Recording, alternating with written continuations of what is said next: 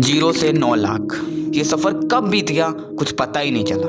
जब चला था तो अकेला था, और आज देख लो 9 लाख लोग मेरे साथ हैं। मैं अपने आप को बहुत लकी मानता हूँ, क्योंकि कुछ लकी लोग को ही आप लोग का प्यार मिलता है। और मैंने कभी नहीं सोचा था कि मैं यहाँ तक पहुँचूंगा, 9 लाख लोग के दिलों में जगह बना पाऊंगा, क्योंकि आप लोग हमेशा हमेशा, फिर चाहे मेरा बुरा वक्त हो मेरा सही वक्त हो, हमेशा भाई अपना प्यार, अपना सपोर्ट, अपना विश्वास मेरे पे बनाते हो।